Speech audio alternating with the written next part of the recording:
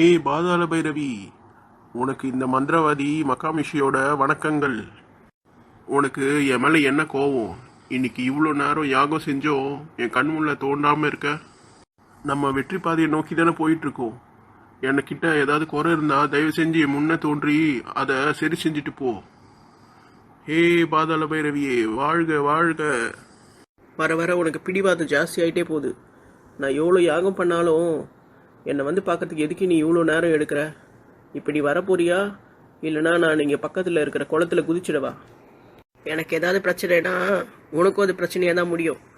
சீக்கிரமா என் கண் முன்னில் தோன்றி வா பாதாள பைரவியே. யார் என்ன கூப்பிட்டது? பைரவி வந்துட்டியா? என்னம்மா காலையிலேருந்து நான் இன்னைக்கு உனக்கு யாகம் பண்ணிட்டு இருக்கேன், உனக்கு வரத்துக்கு இவ்வளோ நேரமா?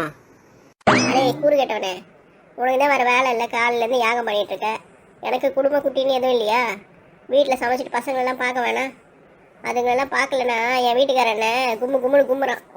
நினச்ச நேரத்துக்குலாம் என்னால் வர முடியாது. உனக்குன்னு ஒரு டைம் வச்சுக்கோ, அந்த டைமில் மட்டும் யாகத்தை பண்ணு, நான் வரேன். ஏம்மா பாதாள பைரவி, உனக்காக எவ்வளோ படையெல்லாம் கொண்டு வந்திருக்கேன். என்னை போய் இப்படி வகை தொகை இல்லாமல் திட்டுறியே, இது உனக்கே நல்லா இருக்கா? நானும் தான் உங்ககிட்ட சொல்லி பார்த்தேன், பழத்தையே எடுத்துன்னு வராத. கறி, மீன், எறா தொக்கு, முட்டை தொக்கு, செட்டிநாடு சிக்கன் கிரேவின்னு எதனா எடுத்துன்னு வானு. நீ எங்கே கேட்குற? என் பசங்களுக்கு இந்த பழம்லாம் பிடிக்க மாட்டுது. அந்தரை வரும்போது நல்லா சமைச்ச சாப்பாடாக எடுத்துகிட்டு வா. உங்கள் ஊரில் தான் நிறைய முயலுங்குது, முயல் கறி எதனா எடுத்துன்னு வரலாம்ல நீ?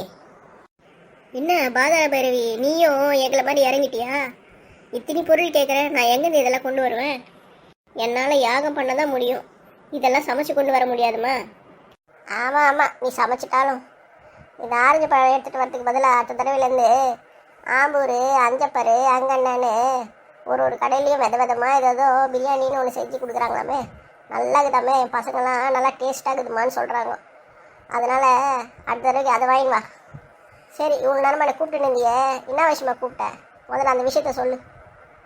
அது மட்டன் சுக்கா. உங்கள்கிட்ட பேசி பேசி எனக்கும் இந்த உணவுப் பொருளோட பேரெல்லாம் வாயில் ஒட்டிக்கிச்சு. இருமா, ஒரு 2 நிமிஷம் யோசிச்சு பேசுகிறேன். வந்துச்சுன்னா தொடர்பு உதவி வேண்டியதானே? என் என்னத்தை கூப்பிட்டு ஏன் டைமை வேஸ்ட் பண்ணி நிற்கிற நீ? ஞாபகம் வந்துச்சுந்தாம்மா சொன்னேன். ஏம்மா என்னை இப்படி கலாய்க்கிற? இன்னைக்கு நீ பேட் மூடில் இருக்கிறேன்னு நினைக்கிறேன். பேசாமல் நான் நாளைக்கு வந்து உங்க கூட பேசவா? இங்கே பாருமா கமிஷி, என்னை அடிக்கடி கூப்பிட்டு தொல்லை பண்ணின்னு இருக்காத. என் பசங்களுக்கெல்லாம் ஸ்கூலு லீவ் விட்டுக்கிறாங்க. நாங்கள்லாம் இன்னும் 1 மாதத்துக்கு வெளியூருக்கு டூருக்கு போகிறோம். அதனால் என்னை அடிக்கடி கூப்பிடாத. இன்றைக்கி உனக்கு என்ன சந்தேகமோ எல்லாம் கேட்டு நான் சொல்கிறேன். அதுக்கப்புறம் நீ கிளம்பி உன்னோட எல்லா சந்தேகத்தையும் இன்றைக்கே கேளு, எல்லாத்தையும் கிளியர் பண்ணி விட்டுறேன். இன்னும் 1 வாரத்துக்கு என்னை கூப்பிடாத. நீ கூப்பிட்டாலும் நான் இந்த பக்கம் வரமாட்டேன். புரிஞ்சுதா உனக்கு? சரிம்மா, உன் பிரச்சனை எனக்கு புரியுது. நான் 20 வருஷத்துக்கு முன்னாடி ஒரு பெரிய பிரச்சனையை பண்ணி இந்த ஊரோட காவல் தெய்வத்தை ஊருக்கு வெளியே தள்ளிட்டேன். ஆனாலும் என்னால் இந்த ஊருக்குள்ளே போகவே முடியல. நீ என்னதான் அந்த எல்லை அம்மாவை ஊரை விட்டு வெளியே அமிச்சாலும் அந்த ஊருக்கு காவலாக தான் அந்த தெய்வம் வெளியே இருக்குது. அவங்கள உன்னால் எதுவுமே செய்ய முடியலல்ல. ஆனால் நீ சொன்னபடி நான் 8 முயல்களை ஏற்கனவே சேகரித்து வச்சுட்டேன். இன்னும் 2 முயல் மட்டும்தான் எனக்கு தேவைப்படுது. அது மட்டும் கிடச்சிடுச்சின்னு வச்சுக்கோயேன், இந்த ஊருக்கு மகாராஜா நான் தான். இந்த யாகம் மட்டும் எனக்கு வெற்றியாக முடிஞ்சிச்சுன்னா இந்த ஊரோட எல்லை தெய்வத்தையும் இந்த ஊரை விட்டு வெளியே அமுச்சிட்டு இந்த ஊருக்குள்ளே போய் இந்த ஊரோட மகாராஜாவாக நான் அமர்ந்துருவேன். நான் மட்டும் இந்த யாகத்தை வெற்றிகரமாக முடிச்சிட்டேன்னா இந்த ஊர் மக்களும் எனக்கு சொந்தமானவங்க. அவங்களாம் என்னோடய அடிமைகள். நான் என்ன நினைக்கிறேனோ அதை தான் அவங்க செய்வாங்க. ஆமாம், நீயும் 20 வருஷமாக போராடிட்டு தான் இருக்க. ஆனாலும் அந்த காவல் தெய்வத்தை உன்னால் எதுவுமே பண்ண முடியல. அந்த ஊர் மக்கள் என்ன தான் அந்த சாமியை கும்பிடாமல் இருந்தாலும் அந்த சாமி மேலே எல்லாருமே நம்பிக்கை வச்சுட்டு தான் இருக்காங்க. உன்ன மாதிரி ஒரு மந்திரவாதி அந்த ஊருக்குள்ளே போய் ஆள்றதெல்லாம் ரொம்ப கஷ்டம்தான். இருந்தாலும் நீ முயற்சி பண்ணுற, நான் உனக்கு உதவி செய்கிறேன். நான் முயற்சி பண்ணி எப்படியோ 8 பேரை முயலாக மாற்றி வச்சுருக்கேன். இன்னும் 2 பேர் எனக்கு கிடைக்கவே மாட்டேங்கிறாங்க. அந்த 2 பேர் மட்டும் கிடச்சிட்டாங்கன்னா இந்த யாகத்தை நான் செஞ்சு முடிச்சிடுவேன். அதோட இந்த ஊரையும் நான் ஆள ஆரம்பிச்சிடுவேன். சரி, சபாஷ். 8 பேர் சேர்த்துட்டியா? நீ கவலைப்படாத. இன்னும் ஒரு 2 பேர் தானே, அவங்களையும் சேர்த்துட்டு இந்த யாகத்தை நான் சொன்னபடி செஞ்சு முடிச்சிடு. இந்த ஊர் உன் கைக்குள்ளே வந்துடும்.